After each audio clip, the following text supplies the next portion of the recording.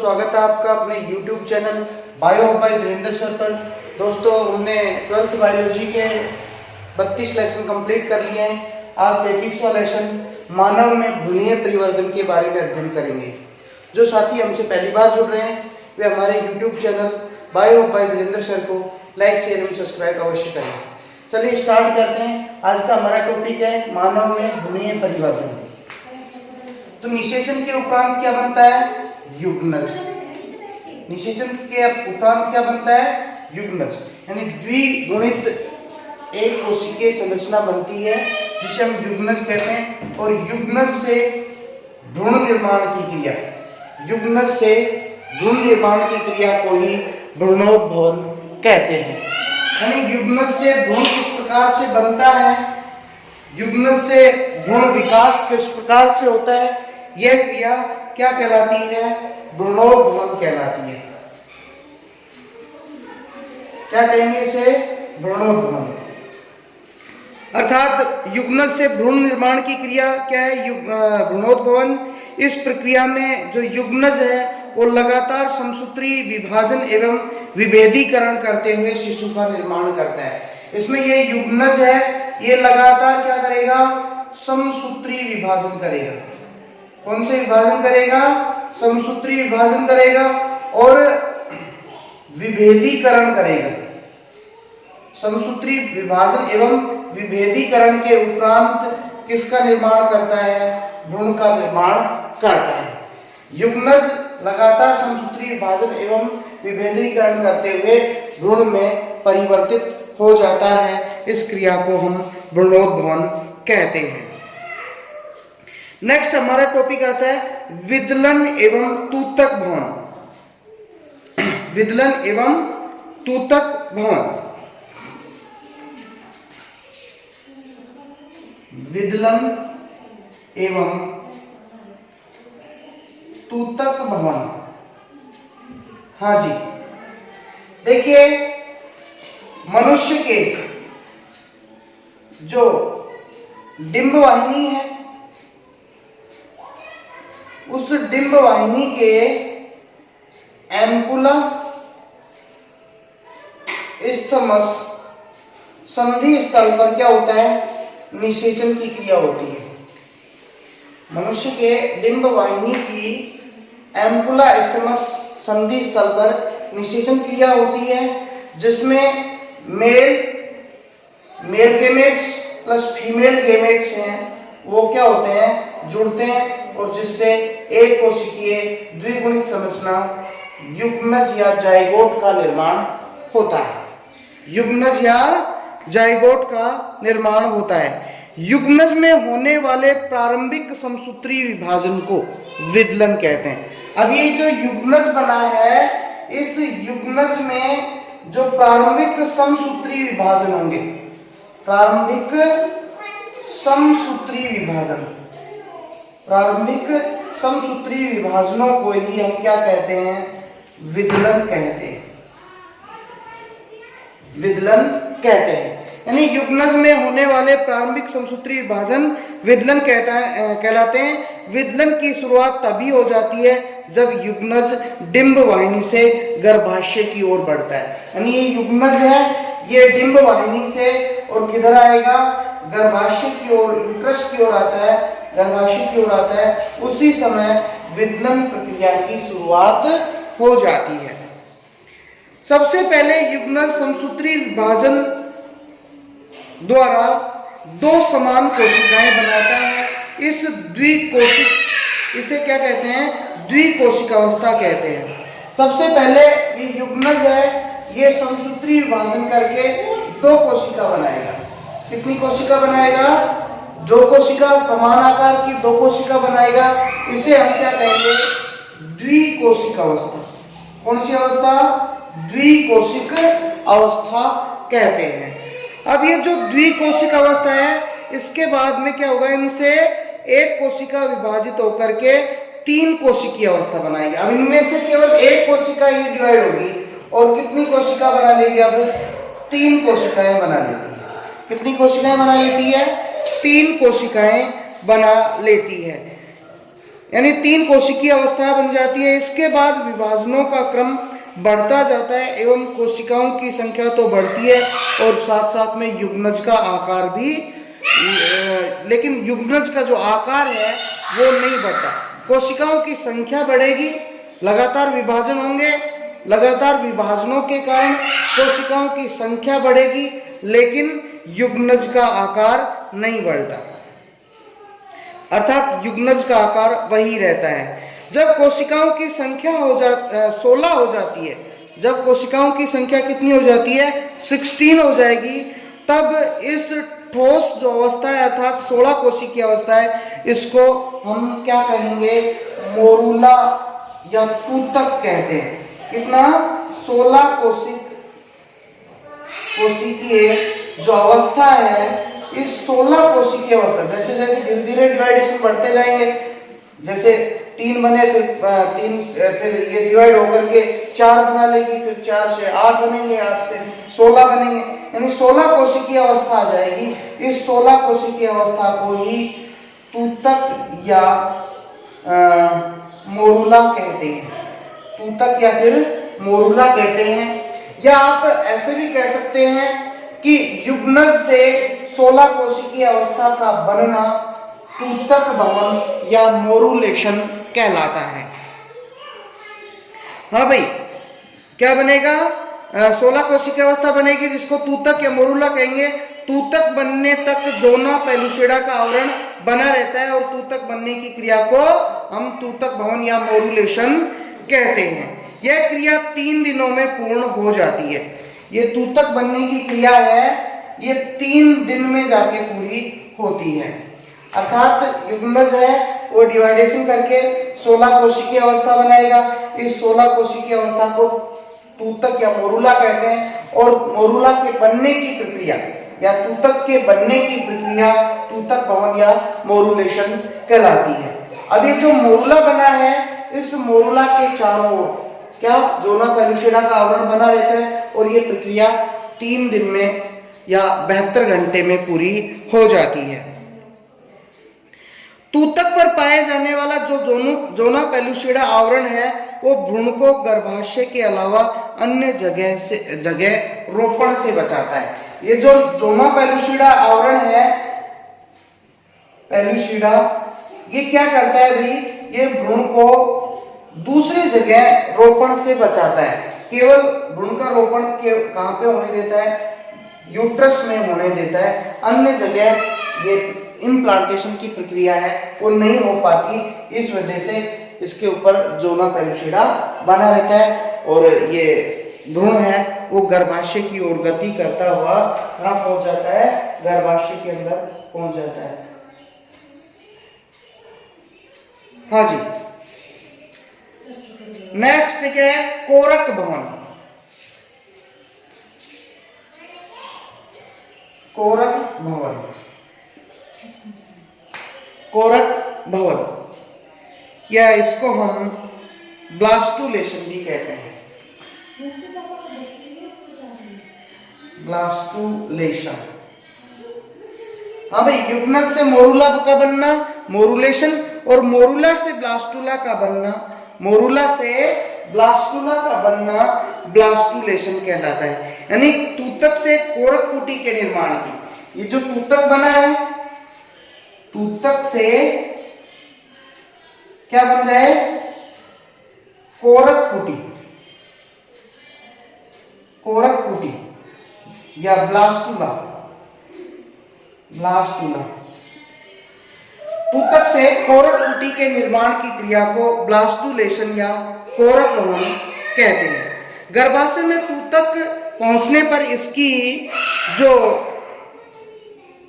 घनाकार कोशिकाएं हैं वो चपटी होकर के परत के रूप में परत का निर्माण करती है, जिन्हें हम क्या कहते हैं, यानी गर्भाशय में जब तूतक पहुंचेगा तो उसकी बाह्य घनाकार कोशिकाएं हैं वो चपटी होकर के परत बना लेती हैं, जिसे पोष कोरक या ट्रोफोब्लास्ट कहते हैं। इन्हीं कोशिकाओं से भ्रूण गर्भाशय से चिपक जाता है। क्या होता है, जैसे ये मोरूला है 16 कोशिकीय, 16 कोशिकीय क्या है, मोरूला है। अब मोरुला की ये जो सबसे बाहर वाली कोशिकाएं हैं, ये कैसी हो जाती हैं? चपटी हो जाती है। घनाकार कोशिकाएं ये चपटी हो जाती हैं और चपटी होकर के भाई कोरक, ये कोरक किसका निर्माण करती हैं? पोष कोरक का निर्माण करती हैं, ट्रोफोब्लास्ट का निर्माण करती हैं। ये चपटी होकर के क्या बनाती हैं? ट्रोफोब्लास्ट। ये इसको अपन पोष कोरक कहते हैं, पोष कोरक। पोष कोरक का निर्माण करेंगी और ये जो पोष कोरक ये है अर्थात परत, ये भ्रूण को यूट्रस से जोड़ने का काम करता है, अर्थात भ्रूण है वो यूट्रस के साथ चिपक जाता है। गर्भाशय तरल का तूतक से स्राव होने से पोष कोरक आंतरिक कोशिका समूह में अलग हो जाती है, जिससे एक गुहा बन जाती है, जिस गुहा को हम कोरक गुहा कहेंगे। इसमें तरल भरा रहता है। भ्रूण की इस अवस्था को हम क्या कहते हैं? कोरक कुटी। यानी गर्भाशय तरल का तूतक से स्राव होने पर, गर्भाशय तरल का तूतक से स्राव होने से पोष कोरक आंतरिक कोशिका समूह से अलग हो जाती है। ये पोष कोरक है, ये आंतरिक कोशिका समूह से अलग हो जाएगी और यहाँ पे क्या बन जाएगा? तरल पदार्थ भर जाता है और जिस गुहा को हम कोरक गुहा कहते हैं, जिस गुहा को कोरक गुहा कहते हैं, और कोरक भ्रूण की इस अवस्था को हम कोरक कुटी या ब्लास्टुला कहते हैं। पोष कोरक की सहायता से कोरक कुटी गर्भाशय की एंड्रोमीट्रियम लेयर से जुड़ जाती है या अंत स्तर से जुड़ जाती है। इस पोष कोरक के माध्यम से क्या होगा? ये कोरक कुटी है, ये गर्भाशय की आंतरिक भित्ति, गर्भाशय की आंतरिक भित्ति या एंड्रोमीट्रियम के साथ जुड़ जाती है, अर्थात इम्प्लांटेशन की प्रक्रिया हो जाती है। कोरक कुटी का गर्भाशय की एंड्रोमीट्रियम झिल्ली से जुड़ना, ये जो कोरक कुटी बनी है, इस कोरक कुटी का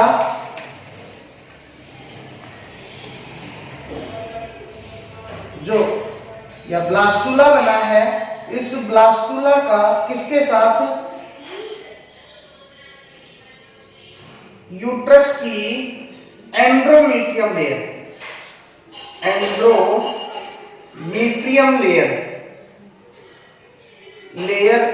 के साथ जुड़ना क्या कहलाता है? इम्प्लांटेशन या रोपण कहलाता है। इसको क्या कहेंगे? रोपण कहलाता है। हाँ भाई, कोरक कुटी का गर्भाशय की एंड्रोमीट्रियम झिल्ली से चिपकना क्या कहलाएगा? रोपण कहलाएगा। मानव में रोपण की जो ये प्रक्रिया है, रोपण का जो प्रकार है वो अंतराली कहलाता है, क्योंकि धीरे धीरे कोरक कुटी के चारों ओर गर्भाशयी एंड्रोमीट्रियम घेर लेती है, जिसके परिणाम स्वरूप जो अपना ब्लास्टुला है वो एंड्रोमीट्रियम में अंत स्थापित हो जाता है। इस क्रिया को हम आरोपण कहते हैं। अब जैसे ये एंड्रोमीट्रियम लेयर है यूट्रस की, इसके साथ जुड़ेगा कौन? ये कोरक कुटी। अब कोरक कुटी के चारों ओर जो अंतराली कोशिकाएं हैं उनके द्वारा इसको चारों ओर से घेर लिया जाएगा।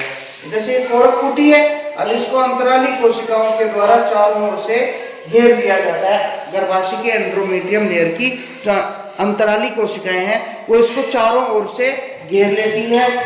अतः जो भ्रूण है वो एंड्रोमीट्रियम लेयर में अंतः स्थापित हो जाता है। भ्रूण एंड्रोमीट्रियम लेयर में अंतः स्थापित हो जाता है। इस क्रिया को हम आरोपण कहते हैं। इस क्रिया को आरोपण कहा जाता है। आरोपण के बाद आंतरिक कोशिका समूह एक्टोडर्म और एंडोडर्म में बदल जाता है। ये आंतरिक कोशिका समूह है वो दो लेयर बनाएगा, एक्टोडर्म और एंडोडर्म दो लेयर बनाएगा और जल्दी इनके बीच में एक लेयर मीजोडर्म और बन जाती है। अर्थात भ्रूण के ऊपर 3 भ्रूणीय झिल्लियां बन जाती है। शुरुआत में 2 बनेंगी, एक्टोडर्म और एंडोडर्म, और इनके जल्दी इनके बीच में मध्य परत या मीजोडर्म बन जाती है। कोरकपुटी पर 3 जनन स्तरों, कोरकपुटी पर 3 जनन स्तरों यानी एक्टोडर्म, मीजोडर्म और एंडोडर्म के निर्माण की क्रिया, यानी ब्लास्टुला के ऊपर ये तीनों लेयर कौन कौन सी, एक्टोडर्म, एंडोडर्म और मीजोडर्म, सॉरी बीच में आती है मीजोडर्म, एक्टोडर्म, मीजोडर्म और एंडोडर्म, अर्थात बाह्य झिल्ली, मध्य झिल्ली और अंतः झिल्ली, इन तीनों झिल्लियों का बनना या ब्लास्टुला पे इन तीनों झिल्लियों का बनना गैस्ट्रुलेशन, गैस्ट्रुलेशन कहलाता है, गैस्ट्रुलेशन कहलाता है।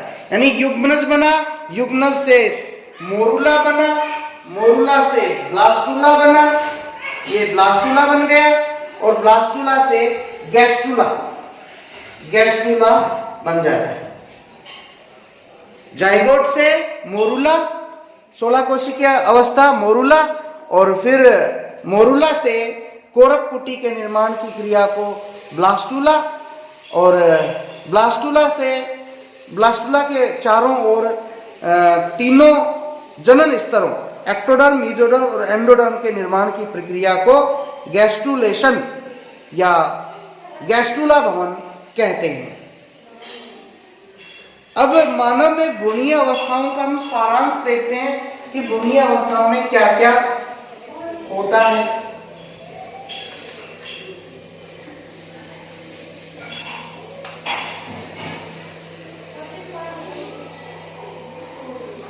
मानव में भ्रूणीय अवस्थाओं का सारांश, मानव में भ्रूणीय अवस्थाओं का सारांश देख रहे हैं। पहले सप्ताह में क्या क्या होता है?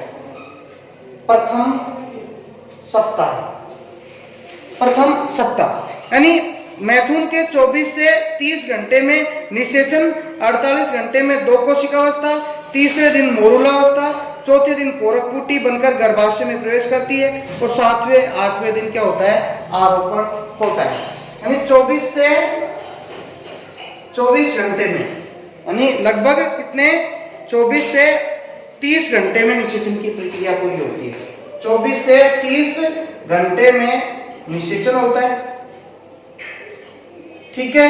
निषेचन के बाद युग्मनज बनता है, यानी और युग्मनज में फिर लगभग 48 घंटे में एक विभाजन पूरा हो जाता है, द्विकोशिका अवस्था बन जाती है। कितने कोशिकीय अवस्था बन जाती है? 48 घंटे में द्विकोशिक अवस्था बन जाती है। तीसरे दिन मोरुला बन जाता है, यानी 72 घंटे या 3 दिन में, 72 घंटे या 3 दिन में मोरुला बन जाता है। 3 दिन में क्या बन जाता है?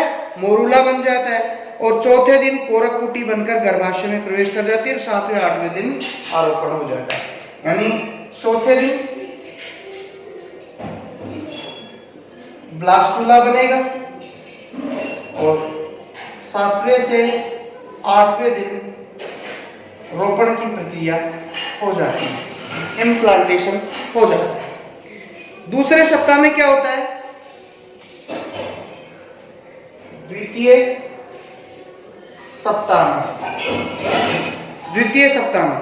सप्ताह में कोरकपुटी पूर्णतः एंड्रोमीटियम परत में अंतः स्थापित हो जाती है, और भ्रूणीय जो झिल्लियां हैं वो बन जाती हैं। 14वें दिन आदि रेखा का निर्माण हो जाता है।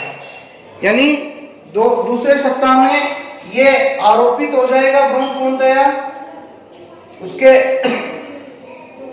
चारों भ्रूणीय झिल्लियां बन जाएंगी या जनन, तीनों जनन स्तरों का निर्माण हो जाएगा, और 14वें दिन क्या होगा? भ्रूण है उसके बीचों बीच आधी रेखा, आधी रेखा का मतलब लेफ्ट और राइट पार्ट बनाने वाली जो रेखा है उसका निर्माण हो जाएगा। आधी रेखा का निर्माण हो जाता है। कौन से दिन? 14वें दिन। हाँ भाई, तीसरे से छठे सप्ताह की बात करें हम,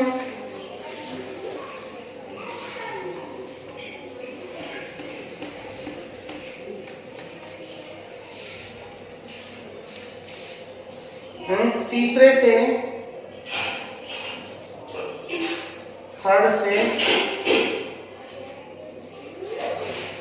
6 सप्ताह, 3rd से 6 सप्ताह, यानी तीसरे सप्ताह में एंडोडर्म और मेसोडर्म पूर्णतः विकसित हो जाती हैं। 20वें दिन तंत्रिका कोशिकाएं बनने लग जाती हैं। 28वें दिन हृदय का धड़कना शुरू हो जाता है। उस समय हृदय की जो बीट होती हैं अर्थात हृदय की धड़कन होती हैं वो लगभग 113 बीट प्रति मिनट होती हैं।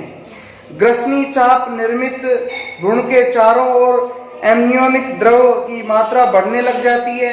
मस्तिष्क विकास शुरू होने लग जाता है। फेफड़ों व गुर्दे दिखाई देने लगते हैं। यानी इसमें मुख्यतः तो एक बात तो क्या हो रही है, जो हृदय है उसका निर्माण हो जाता है, हृदय की धड़कना वो शुरू हो जाता है। इस समय हृदय की धड़कन कितनी होती है, 113 बीट प्रति मिनट। गुर्दे वगैरह बन जाते हैं, गुर्दे बन जाते हैं। इसके अलावा भाई हम देखें भ्रूण के चारों ओर एमनियोटिक जो द्रव है वो बढ़ने लग जाता है। मस्तिष्क का विकास है, यहाँ पे मस्तिष्क विकास शुरू हो जाता है। मस्तिष्क का विकास है ये शुरू हो जाता है। अर्थात तीसरे से छठे सप्ताह में हृदय जो धड़कना शुरू कर देता है, गुर्दे बन जाते हैं, मस्तिष्क विकास शुरू हो जाता है, ये प्रक्रियाएं चालू हो जाती हैं। छठे से 8वें सप्ताह की बात करें, 6 से 8 सप्ताह, अगर हम छठे से 8वें सप्ताह की बात करें तो बाहरी कान उभरने लगते हैं। यकृत में आरबीसी का निर्माण है वो शुरू हो जाता है। मुख्यतः क्या हो गया, एक तो आरबीसी का निर्माण शुरू हो गया, आरबीसी बनना शुरू हो गई। दूसरी बात डायाफ्राम बन जाता है, स्तनाग्रों का विकास हो जाता है, कोहनियां व अंगुलियां दिखाई देने लगती हैं, अस्थि निर्माण क्रिया शुरू हो जाती है। 8वें सप्ताह के अंत तक भ्रूण एक छोटे मनुष्य की तरह दिखाई देने लग जाता है। अब इसे हम गर्भ या फीटस कहते हैं। यानी भ्रूण है 8वें सप्ताह के अंत तक एक छोटे मनुष्य की भांति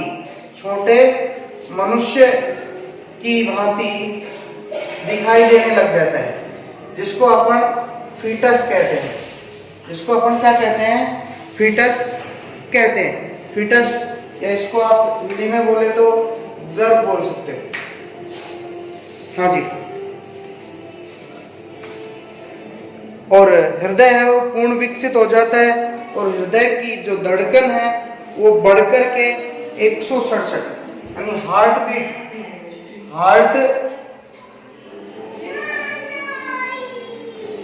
बीट है वो 167 प्रति मिनट हो जाती है। 167 बार प्रति मिनट हृदय की जो धड़कन है वो बढ़ जाती है। 80% भ्रूणों में दाहिना हाथ जो क्रियाशील हो जाता है, 8वें सप्ताह तक दाहिना हाथ क्रियाशील हो जाता है या फिर बायां हाथ। यह दाएं और बाएं हाथ के व्यवहार का भाई क्या है, इंडिकेशन है कि भाई भ्रूण है वो लेफ्ट हैंडेड होगा या राइट हैंडेड होगा। वो इसके ऊपर डिपेंड करता है कि कौन सा हाथ क्रियाशील है। अगर राइट, अधिकतर भ्रूणों में तो राइट हैंड है वो क्रियाशील होता है। इसका मतलब भ्रूण कैसा होगा, राइट हैंडेड। अगर लेफ्ट हैंडेड होता है तो भ्रूण है वो लेफ्ट हैंडेड होगा, अर्थात वो जो ज्यादा कार्य करेगा वो लेफ्ट हैंड के साथ संपन्न करेगा। 8वें सप्ताह के अंत में भ्रूण करवट लेता है, आंखों की पलकें विकसित होने लगती हैं।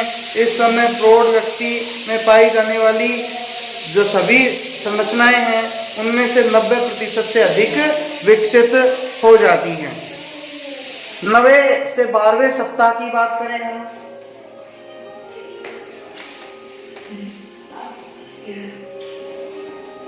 नवे से 12वें सप्ताह में 9th to 12th सप्ताह 9वें से 12वें सप्ताह की बात करें तो 9वें सप्ताह में भ्रूण है वो अंगूठा चूसना आरंभ कर देता है। क्या करना? अंगूठा चूसना शुरू कर देता है। 9वें से 12वें सप्ताह में भ्रूण अंगूठा चूसना शुरू कर देता है। पलकें बंद हो जाती हैं। कंठों में वाक रज्जु विकसित होने लगता है। इस समय बाह्य लिंग विकसित हो जाते हैं। इस समय क्या किया जा सकता है? भ्रूण के लिंग की पहचान की जा सकती है। भ्रूण के लिंग की पहचान हम सोनोग्राफी वगैरह से सोनोग्राफी से की जा सकती है, यानी बाह्य लिंग दिखाई देने लग जाते हैं। लिंग की पहचान है वो एक दंडनीय अपराध है।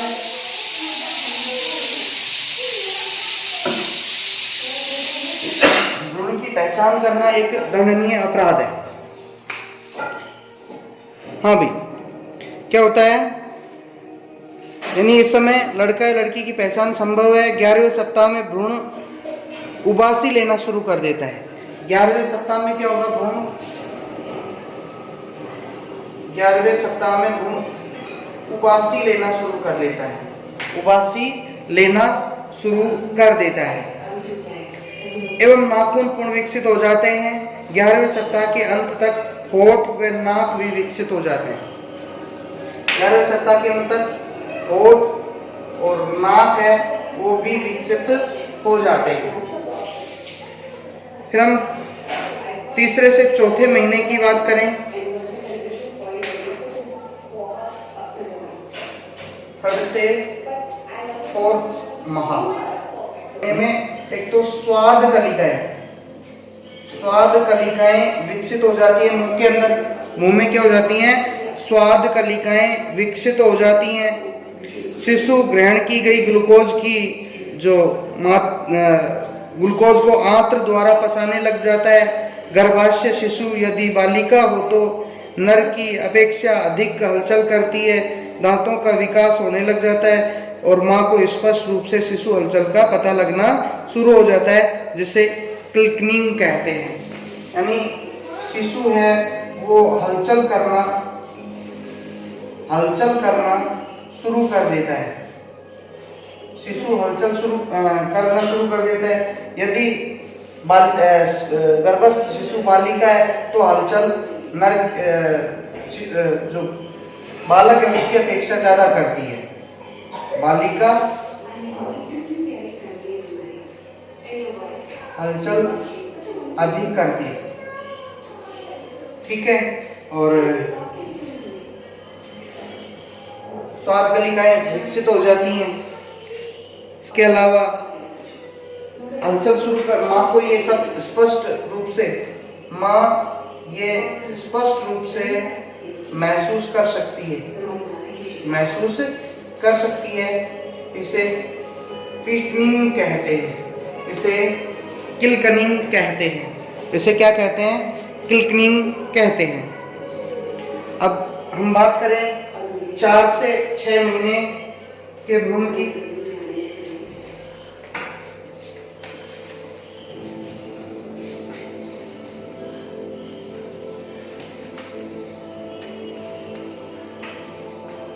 हाँ भाई,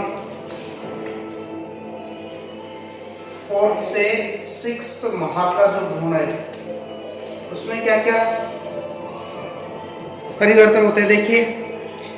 हाँ भाई, श्वसन जो नलिकाएं हैं वो पूर्ण रूप से विकसित हो जाते हैं। गर्भस्थ शिशु एक सफेद रंग के द्रव से ढक जाता है जिसे वर्निक्स कहते हैं।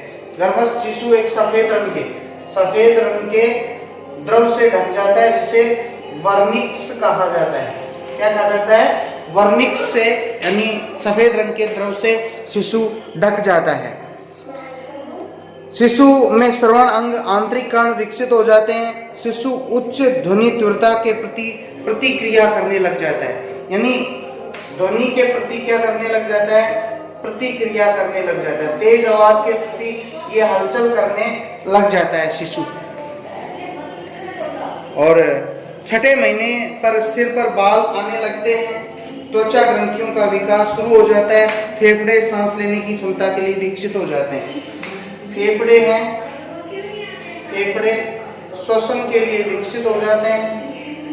त्वचा ग्रंथियां बन जाती हैं। इसके अलावा भाई शिशु है वो एक तरह से शिशु के सिर पे बाल उगने लग जाते हैं। बाल उगने लग जाते हैं। कहाँ पे? सिर भाग पे, सिर पर बाल उगने लग जाते हैं। छठे महीने से जन्म तक की बात करें, 6th माह से 9th या जन्म तक,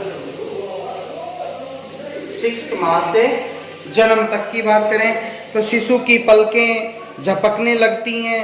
मस्तिष्क की वृद्धि तीव्रता से होने लगती है। 7वें महीने में अश्रु ग्रंथियां विकसित होने लगती हैं। सूंघने की क्षमता का विकास होने लगता है। गर्भस्थ शिशु चेहरे की अभिव्यक्ति बदलता है। त्वचा के नीचे भूरी वसा का निर्माण हो जाता है। जन्म के समय ताप नियंत्रण में सहायता करती है वो।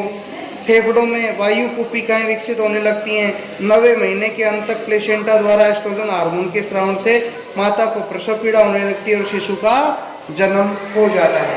यानी इस समय क्या क्या प्रक्रियाएं होती हैं? शिशु है वो, उसकी पलकें हैं, पलकें झपकने लगती हैं। मस्तिष्क जो विकास है, मस्तिष्क विकास वो तीव्रता से होता है। शिशु है उसके सूंघने की क्षमता है वो विकसित हो जाती है। अश्रु ग्रंथियां विकसित होने लग जाती हैं और 9वें महीने के अंत में प्लेसेंटा द्वारा एस्ट्रोजन हार्मोन स्रावित किया जाता है, जिससे प्रसव पीड़ा होने लगती है और प्रसव पीड़ा के बाद में शिशु का क्या हो जाता है? जन्म हो जाता है। शिशु जन्म की प्रक्रिया को, शिशु के जन्म होने को हम एक तरह से शिशु का जन्म हो जाता है, अर्थात ये सभी प्रक्रियाएं हैं वो पूरी हो जाती हैं।